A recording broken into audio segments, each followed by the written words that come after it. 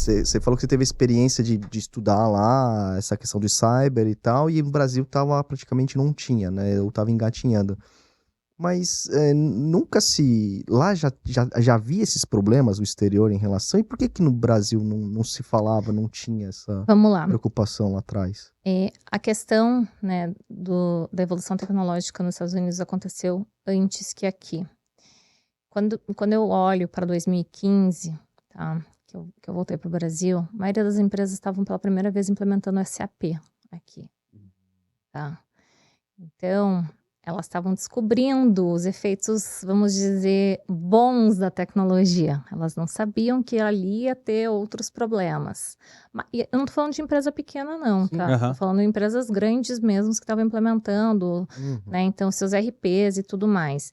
Então, isso foi realmente mais tardio aqui. Se você pensar na curva do seguro cyber, realmente, o produto existe desde 1997, gente. Sério? Nossa. Sério. Nossa, eu comecei a ouvir falar disso, sei lá, uns 6, Eu comecei- 7 anos pra cá. Eu comecei a ouvir falar isso no. Hoje, né? E vou dar mais uma curiosidade. A Howden que viu? criou esse produto em 97. Sério? Caramba. É sério. Caramba. Aonde isso? Nos Estados Unidos mesmo? Lá em Londres. Ah, em Londres? Aham. Que bacana. Nosso Global Head, que tá com a gente até hoje, um israelense. Uma hora a gente traz ele pro Brasil e vocês fazem um episódio Ah, com aí ele. sim, hein? Ele é muito Vou acessível, cobrar, vocês hein? vão adorar. As meninas organizam para vocês. Ele conta a história de como veio essa ideia, né, com a bolha do .com aí no final dos anos 90. E aí os bancos se preocupando com o bug do milênio que ia zerar. E aí teve a evolução de um monte de coisa, mas eu vou deixar isso para ele contar para vocês, senão eu estou dando muita prévia aqui. Mas então, aí olhando para o mercado americano lá atrás, ele já era um mercado de quase 1 bi em 2015 de prêmio. Era um mercado muito mais desenvolvido. A gente encurtou essa curva, tá? Porque teve aí um salto, especialmente a pandemia ajudou muito, tá? Em relação a isso, as empresas se modernizarem, a investir em cibersegurança e se preocupar em relação a isso. Então, a gente também vivenciou uma pandemia digital, né? Então, assim como houve uma grande contaminação pelo coronavírus, uma grande contaminação de ransomware, né? Para quem não sabe o que é ransomware, é quando acontece o sequestro de sistemas ou, né, de bancos de dados que pertencem a uma organização, e aí o hacker, que não é o adolescente que está no quarto, no escuro, e sim uma organização cybercriminosa, como o PCC e muitas outras aí que roubam carga e coisa e tal, elas estão chantageando as empresas para que elas devolvam a chave, deem uma chave de descriptografia para desbloquear os sistemas ou os bancos de dados em troca dos valores pagos. E não são valores baixos, pessoal. São valores altos. E assim, hoje o crime cibernético, ele rende mais do que o tráfico de drogas mundialmente somado, tá? Caramba! Caramba. Maluco. E deixa eu perguntar uma coisa, Marta. Você vê hoje aqui no Brasil, você falou, né, que agora as empresas estão buscando e tal, fazer seguro, mas você vê um segmento específico, de repente, que tá mais preocupado com, sei lá, você falou do banco, eu imagino que deve ser o primeiro a se preocupar. Todo mundo acha que é banco e varejo. E assim, porque tem cartão de crédito, porque tem isso, porque tem... Imagino isso. Gente, deixa eu surpreendê-los aqui.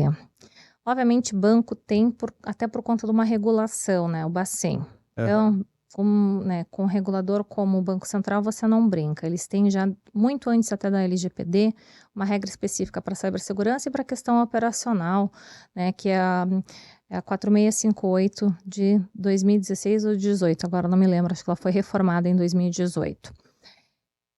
E depois disso, sabe quem contrata mais? Quem procura mais? Indústria, gente. Indústria que fabrica produto, que tem aí centro de distribuição.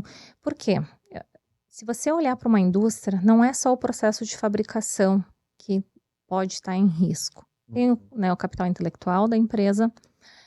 Aí, ok, vamos dizer que a tua indústria não para o processo de fabricação. Então, eu sou lá a empresa que faz esse copo. Então, essa xícara aqui. Talvez o meu processo de fabricação continue de pé na eventualidade de um ataque cibernético. Mas aí os meus sistemas administrativos são atacados. Que é onde está toda a tua parte de faturamento, folha de pagamento, logística e controle de vendas. Como que eu envio essa xícara lá para quem comprou? Como que eu sei quantas foram vendidas? Como que eu emito um boleto? Como que eu emito a nota fiscal para sair o caminhão da minha fábrica? Então, a dependência operacional hoje da área industrial é muito grande em relação a isso. E eles acabam vendo que o principal impacto é correlacionado à questão da indisponibilidade, que traz, consequentemente, o impacto diretamente, né, de lucros cessantes, de despesas operacionais adicionais que a pólice cobre, né? Então, e que não tem cobertura hoje, né, num RO tradicional. Então, muita gente acha que porque eu tenho uma pólice, né, de riscos operacionais, né, o RO, que eu tenho cobertura de seguro que eu tenho cobertura cyber. Se o hacker invadir, eu tenho lucros cessantes. Não tem, gente. Assim, eu sei de uma seguradora que às vezes ela dá uma amostra grátis, eu brinco que é a famosa cobertura do chaveiro da casa na pólice do automóvel. Particular da vida. Que dá tipo, sei lá, 200 mil de cobertura, mas os impactos são tão maiores em relação a isso que 200 mil não vai cobrir nem o custo forense da investigação de como o incidente se originou. Então, assim, e outra coisa, né? Não houve um dano material, então não houve a quebra do equipamento para se reclamar um lucro cessantes, né, do montante que está contratado o teu risco operacional. O teu sistema paralisou a tua operação por conta de uma violação de cibersegurança. A única apólice hoje que cobre isso é a apólice de riscos cibernéticos. E aí, voltando aos primórdios, as colocações de seguro cyber no Brasil, né, porque eu sou das antigas, apesar de só ter 8 anos, aí 9 no mercado, eu coloquei a primeira grande apólice do mercado brasileiro.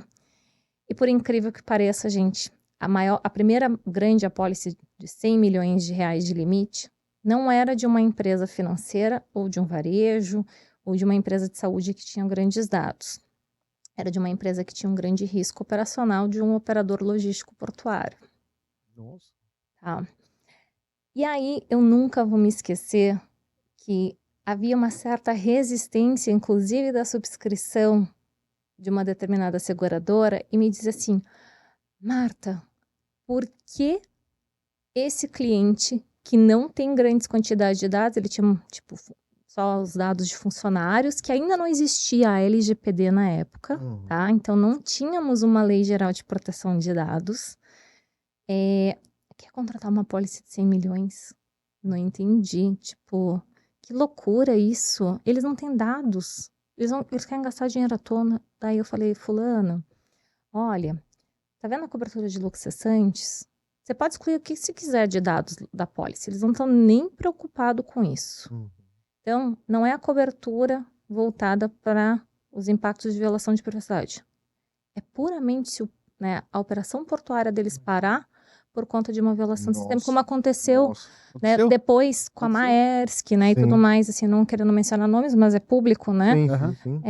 E que a gente viu em outros casos também, né, com o operador portuário. Então, depois a chavinha virou em relação a isso. E mais a gente vê que as empresas estão entendendo. E se vocês conversarem, né, com seguradoras e tudo mais, vocês vão ver que os acionamentos não se dão por violação de dados. Se dão por lucros cessantes. Se dão por parada operacional. E é onde estoura todas as apólices.